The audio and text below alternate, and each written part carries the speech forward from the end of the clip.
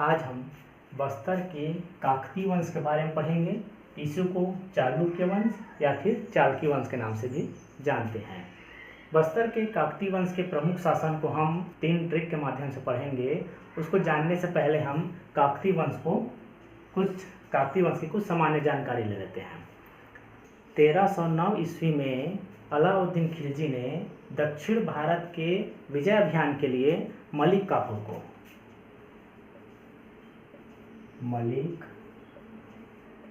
काफूर को साम्राज्य विस्तार के लिए वारंगल भेजा, जिसे हम आज तेलंगाना के नाम से जानते हैं।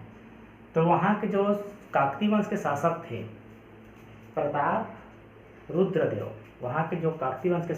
प्रताप रुद्रदेव, उसने बिना युद्ध किए ही अपने जो मूर्ति है उसको सोने की जंजीर से बंधवा करके कोहिनूर हीरा के साथ में मालिक काफूर को आत्मसमर्पण कर दिया। उसके बाद कालांतर में 1321 ईस्वी में गयासुद्दीन तुगलक ने काकतीय वंश पर आक्रमण करके काकतीय वंश को कमजोर कर दिया। अभी अन्नम देव ने बस्तर क्षेत्र पर आक्रमण करके वहाँ के जो शासक थे छिंदक नाग वंश के शासक जो हरिश्चंद्र थे, उसको पराजित करके ये काकतीय वंश की स्थापना की थी। इसका जो शासनकाल था वो 1324 ईस्वी से 1961 ईस्वी तक था। किसने बस्तर, चक्रकोट और भ्रमरकोट में शासन किया। छत्तीसगढ़ में काकतीय वंश के संस्थापक नामदेव थे और वारंगल, जिसे आज वर्तमान में तेलंगाना के नाम से जानते हैं, वहाँ के काकतीय वंश के संस्थापक गणपति थे। बस्तर में काकतीय वंश के अंतिम शासक थे प्रवीण चंद भजदेव और प्राचीन राजधानी थी वो काकतीपुर थी। काकतीय वंश के जो शासक है उसने अपने शासनकाल में राजधानी बनाई थी, जिसको हम ट्रिक के माध्यम से पढ़ेंगे। तो अन्नम देव ने अपनी राजधानी बनाई थी मंधोता को, पुरुषोत्तम देव ने चक्रकोट को, दिक्पाल देव ने बस्तर को और दलपत देव ने जगदलपुर को अपनी राजधानी बनाई थी। काकतीय वंश की जो कुल देवी थी वो दंतेश्वरी देवी है, दंतेश्वरी माता। अब ये राजधानी को हम ट्रिक के माध्यम से देखते हैं। तो अन्नम देव ने मंधोता को अपनी राजधानी बनाई थी। इसके लिए हमने ट्रिक बनाया है, हम अन्न को मन से धोते हैं। हम जो है चावल बनाते हैं तो चावल को क्या करते हैं, मन से धोते हैं। तो उसी को याद रखने के लिए हमने बनाया है, हम अन्न को मन से धोते हैं। तो ये अन्न से हो जाएगा अन्नम देव और ये मन धोते से हो जाएगा मनधोता। अन्नम देव ने मनधोता को अपनी राजधानी बनाई थी। इसी तरह पुरुषोत्तम देव ने चक्रकोट को, तो इसके लिए ट्रिक है,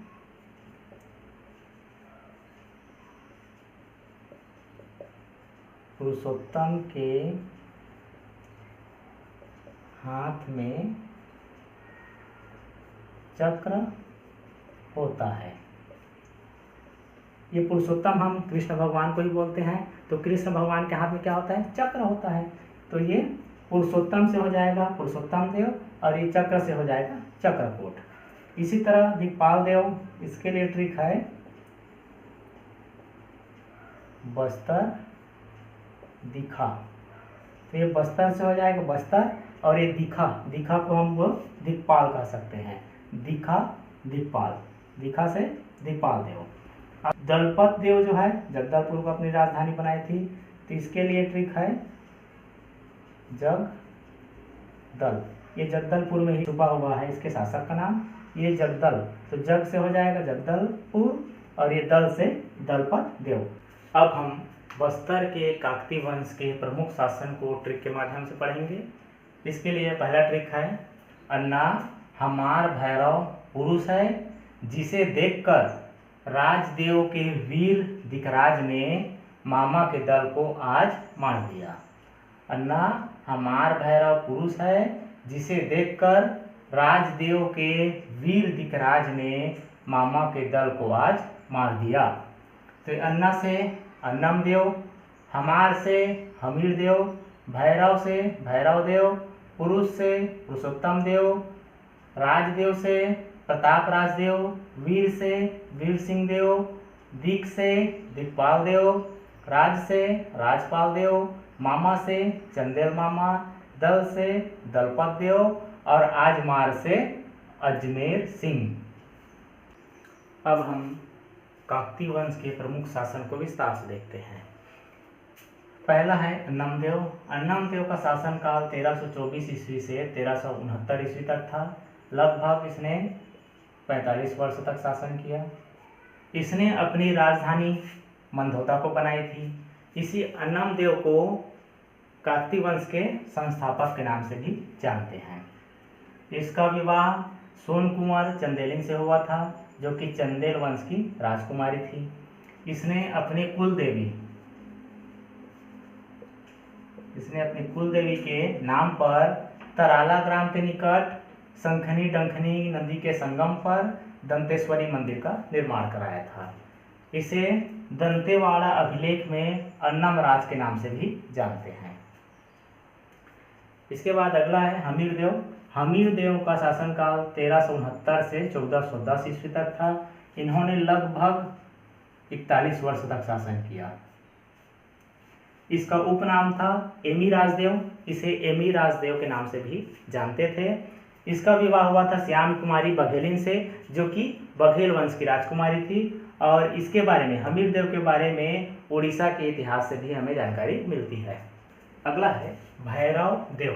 भैरव देव का शासनकाल 1410 ईस्वी से 1468 ईस्वी तक था। इसे भयराजदेव के नाम से भी जानते थे। इसका विवाह मेघई अरिचकेलिन या फिर मेघावती से हुआ था। मेघावती जो है धनुष विद्या में निपुण थी। इसी की स्मृति में मेघासाड़ी, मेघई गोहड़ी और प्रभृति, इसको शक्तिका के नाम से जानते हैं, ये प्रचलित थी। इसके बाद आता है पुरुषोत्तम देव। पुरुषोत्तम देव का शासनकाल 1468 से 1534 ईस्वी तक था। इसने अपनी राजधानी जो है मंधोता से स्थानांतरित करके चक्रकोट लाया था। ये जो है भगवान जगन्नाथ का उपासक था और पुरी के जो शासक थे उसने इसे रथपति की उपाधि दी थी। और पुरी के जो शासक है उसने 16 पहिए का रथ जो है प्रदान किया था किसे, पुरुषोत्तम देव को। और ये पुरुषोत्तम देव का विवाह हुआ था कंचन कुंवर बघेलिन से। पुरुषोत्तम देव के समय में ही अभी जो वर्तमान में विश्व प्रसिद्ध रथ मेला और गोचा पर्व होता है वो इसी के समय में ही शुरू हुआ था। और बस्तर का जो मड़ाई मेला था ये पुरुषोत्तम देव के शासनकाल से ही शुरू हुआ था। अगला है प्रताप राजदेव। प्रताप राजदेव का शासनकाल 1602 से 1625 ईस्वी तक था। इसी के समय में गोलकुंड के जो शासक है मोहम्मद कुली कुतुब शाह, इसने आक्रमण किया था प्रताप राजदेव के समय में और मोहम्मद कुली कुतुब शाह को पराजय का सामना करना पड़ा था। अगला है वीर सिंह देव। इसका शासनकाल 1654 से 1680 ईस्वी तक था। इसने राजपुर के दुर्ग या फिर किले का निर्माण कराया था। दिक्पाल देव। दिक्पाल देव का शासनकाल 1680 से 1709 ईस्वी तक था।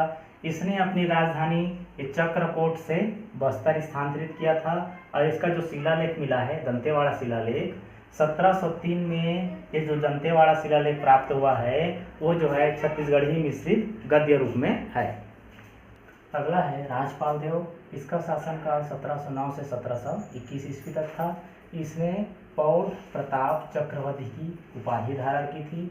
इसे अन्य नाम से रक्षपाल देव के नाम से भी जानते हैं। ये जो है माणिकेश्वरी देवी जो कि नागवंश की कुल देवी थी, इसके उपासक थे। इन्होंने 2 विवाह किया था, पहला चंदेलिन से और दूसरा बघेलिन से। इसके 3 पुत्र हुए। चंदेलिन से 2 पुत्र हुए, दलपत देव और प्रताप सिंह देव, और बघेलिन का एक पुत्र दक्षिण सिंह था। राजपाल देव के बाद में चंदेल मामा का शासनकाल 1721 से 1731 ईस्वी तक था। ये जो है चंदेलिन का भाई है। चंदेली का भाई और दलपत देव और प्रताप सिंह का मामा था। राजपाल देव की मृत्यु के बाद चंदेल मामा ने बस्तर के शासन पर कब्जा कर लिया था। बस्तर शासन पहली बार घुसपैठिए मामा के हाथों में चला गया। दलपत देव ने रक्षाबंधन के शुभ अवसर पर राखी का नींद लेके चंदेल मामा के दरबार पहुंचा और वहां उसका काम तमाम कर दिया, यानी कि खत्म कर दिया और खुद सत्ता पर काबिज हो गया। इसके बाद दलपत देव ने 1731 से 1774 ईस्वी तक शासन किया। इसने अपनी राजधानी जगदलपुर को बनाया था। इसके दो पुत्र हुए अजमेर सिंह और दरिया देव। इसने अपने ही नाम पर दलपत सागर तालाब या झील का निर्माण कराया था, जिसका पुराना नाम भोपाल ताल था। ये जो है छत्तीसगढ़ का वर्तमान में सबसे बड़ा तालाब या झील है। इसी के समय में ही भोसले शासक नीलूपंत या नीलू पंडित ने आक्रमण किया था, जो कि असफल हुआ था। इसके फलस्वरूप इसने अपनी राजधानी बस्तर से 1770 ईस्वी में बस्तर से जगदलपुर स्थानांतरित किया था।